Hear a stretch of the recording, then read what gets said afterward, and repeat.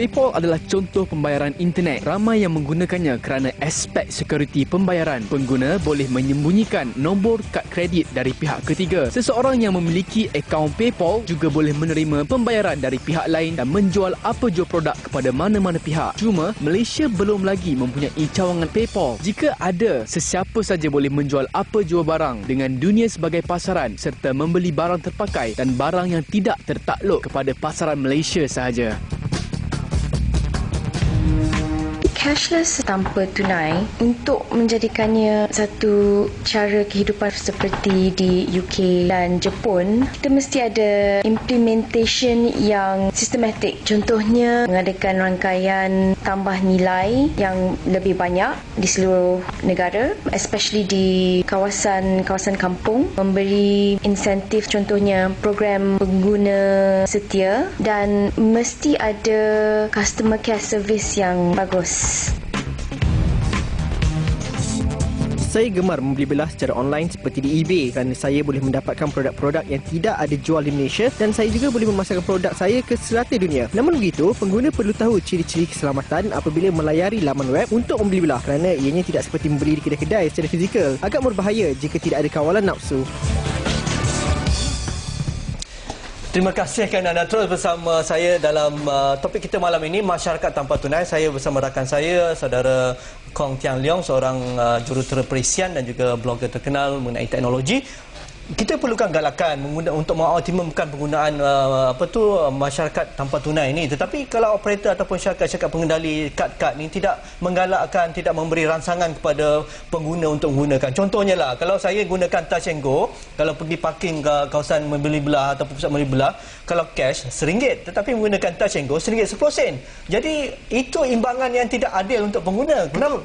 Itu antara sebab mereka tidak menggunakan Touch 'n Go di situ, kerana mereka tidak mendapat untung cara direct di situ. Betul. Itulah satu yang keburukan dia. So tapi tol tak ada charges. Tapi parking ada 10%. So post RM1 you kasih bayar RM1.10. Tapi you jimat masa, convenient, tak payah pergi mana itu mesin? Mana mesin?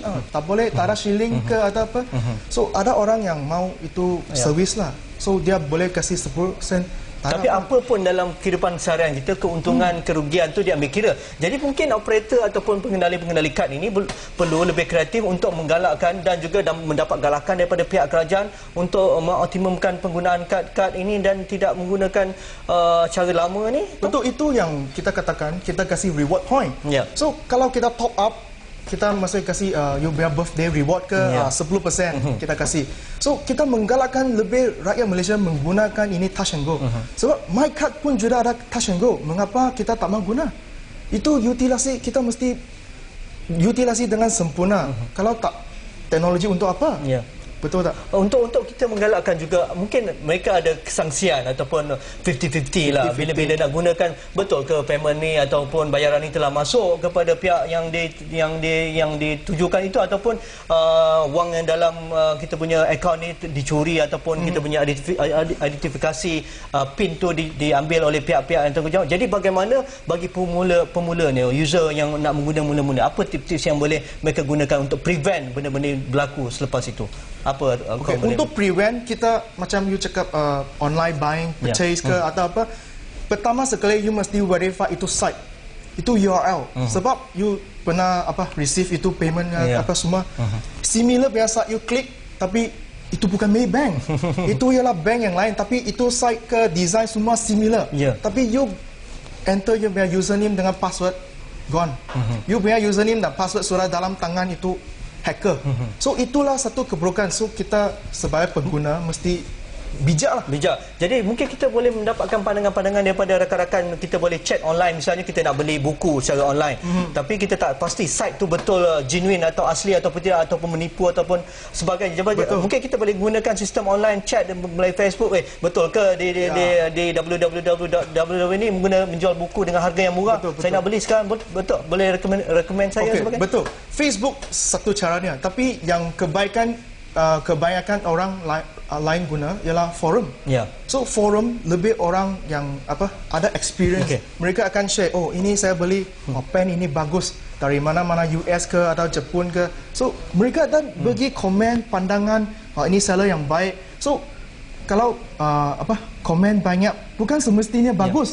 So sebab dia boleh suruh kawan dia, you kasih komen baik saya. Jadi kita boleh mendapat pandangan-pandangan yang terbaik di situ. Kita mesti fikir sendiri dan compare. Kita ada pandangan daripada rakan-rakan wartawan, mungkin mereka selalu travel kan, melancong ataupun belajar di luar negara, dan ini pengalaman mereka. Kita saksikan.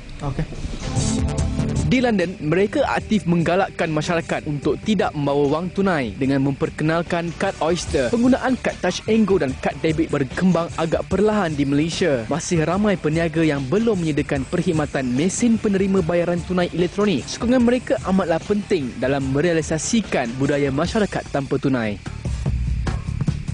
Perbelanjaan berada di luar kawalan berlaku apabila kad debit disalahgunakan sebagai tiket berbelanja lebih. Ciri-ciri keselamatan kad debit masih belum berada pada tahap yang memuaskan sehingga ada yang mudah di-clone. Terima kasih Khairul, terima kasih Faizul atas pandangan melalui Facebook dan juga rakaman video tadi ya. Jadi itu pengalaman mereka di London dan sebagainya. Jadi kita nak tahu juga, adakah kita pengguna dilindungi? Adakah undang-undang kita, akta-akta sudah sedia ada melindungi pengguna daripada tertipu ataupun menjadi mangsa kepada penggoda misalnya yang mengambil kesempatan di atas kecanggihan teknologi hari ini? Kita rehat sebentar kok. Kita bincang lagi selepas ini. Jangan ke mana-mana.